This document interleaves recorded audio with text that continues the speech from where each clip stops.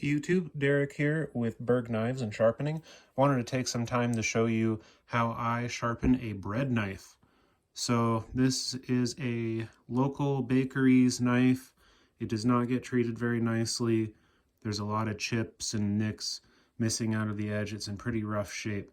So for me, with my shoulders, if I were to sharpen every single one of these grooves by freehand, it would take a very long time, especially with how dull it is. So I just wanted to show you a quicker way to go about doing this.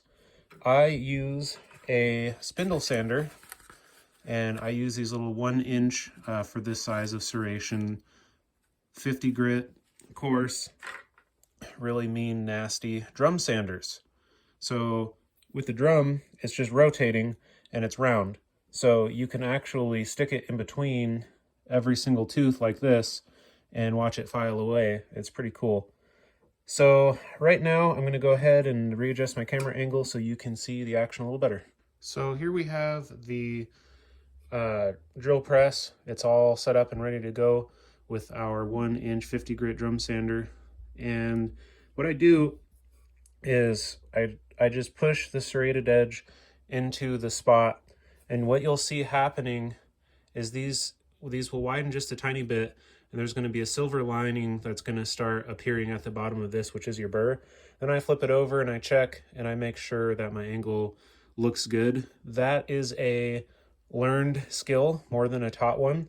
So if you're going to try out experimenting for the very first time with power tools, I recommend something cheap. Go to the dollar store and get something that you can destroy. For me, I've been doing these specific knives for a long time, so I kind of know what I'm doing on these particular ones. So anyway, I'm just going to go ahead and turn on the drill press. I like to use a low speed. You want to use fresh sandpaper and low speed. If you use worn out sandpaper like this guy here, you're going to burn the edge, which will make bad edge holding on a cheap stainless knife even worse. Yes, it's possible. So here we go. No idea how much you'll be able to hear me over the background noise. Alright, so this is groove number 1. So not too high.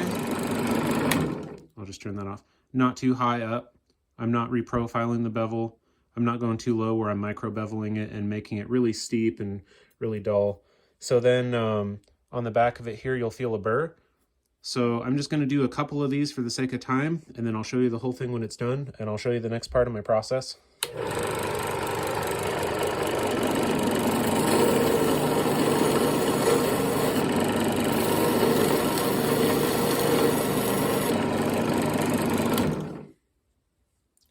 All right, so we got 3 shiny new serrations.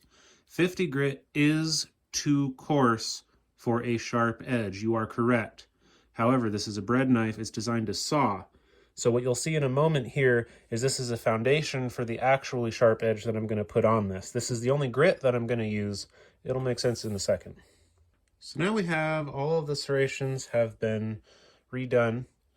And with this drum, you just want to push it right into the center of the drum evenly, and you just want to watch it widen from left to right. This is slightly wider, but it's the closest one that I have. And for bread knives like this, you don't, well, in my opinion, any serrated knife, you don't want little teeny tiny hacksaw Ginsu serrations. You want to have some nicer, wider ones, because when they're fully sharpened, they'll be able to slice very well, not just rip. So now I'm going to go on to the next part here of deburring it. You can feel if you go from this way to this way, it's rough.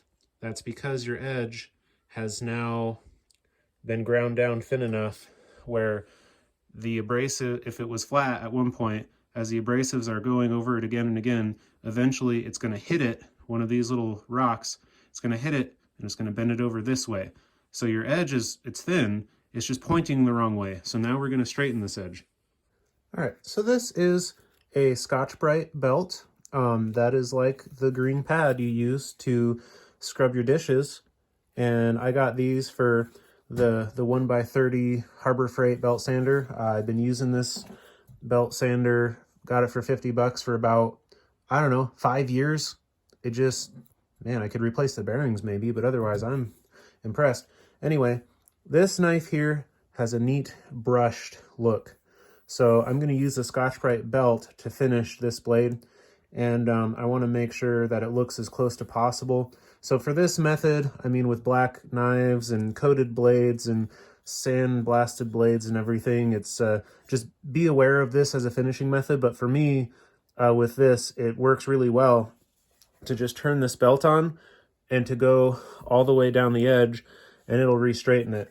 But for you guys at home, because I don't know what you're working with, this is my Work Sharp field sharpener. I carry it with me everywhere.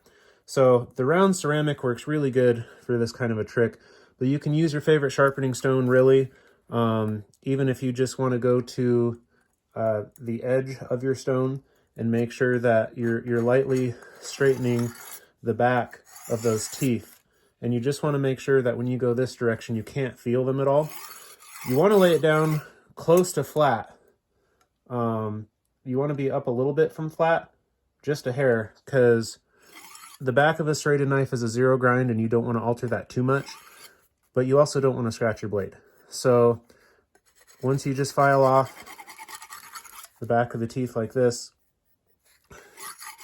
you make sure they're not grabbing, then you should be good to go. The reason why this might take a little bit of time, this ceramic is a very fine stone, so it's not removing too much material, and the burr that you make with the 50 grit stone that I was using earlier, or sandpaper, is very coarse, so there's a very large, strong, heavy-duty piece of steel that I'm now trying to overcome with this. So I'll go ahead and go to the last part that I use for my bit of the process. All right, here we have a Harbor Freight buffing wheel, and this is actually designed specifically for buffing because it's cut out here and it gives you more space to deal with everything. And for me, I use a green chrome when I'm using this as a sharpening polish. Green chrome is about 0.5 micron, which is, well, probably about 30,000 grit in terms of sandpaper. It's very fine. So it works really well for the last polish at deburring your knife. Interesting fact, so this is another Harbor Freight tool, and I always give them a hard time about this in the store, and letting you guys know, they do not sell wheels that fit their own buffer in the store. They only sell ones that don't fit this particular arbor. Anyway, just be aware of that. You'll have to order them online. So here we go.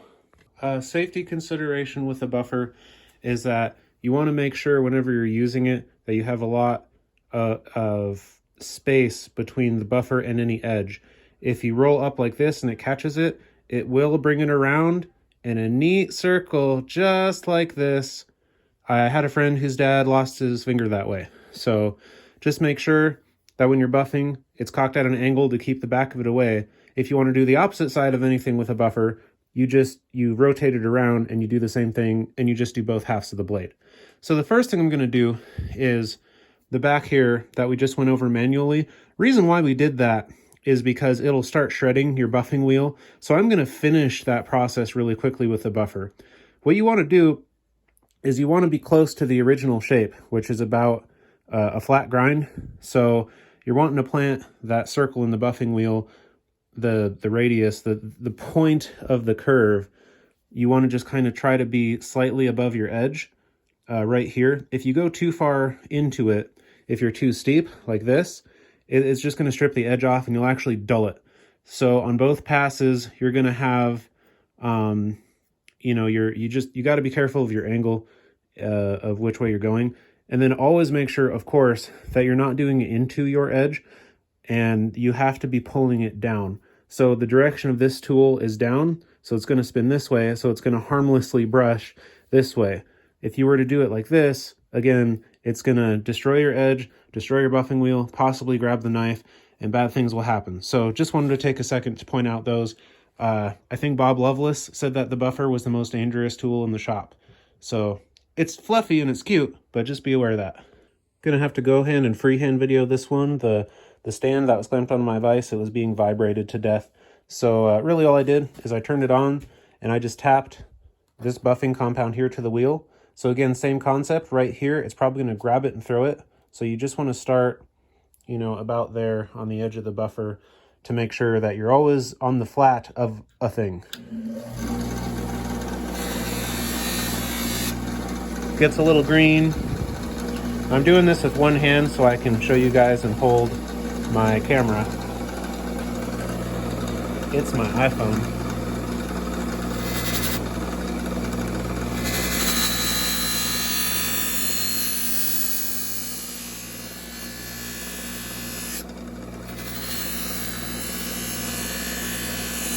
I'm normally stabilizing it with both hands. And then of course, you're going to do the actual cutting edge.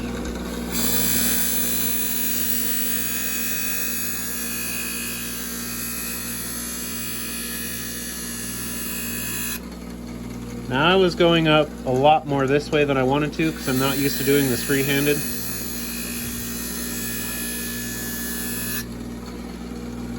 So now, got a polished edge.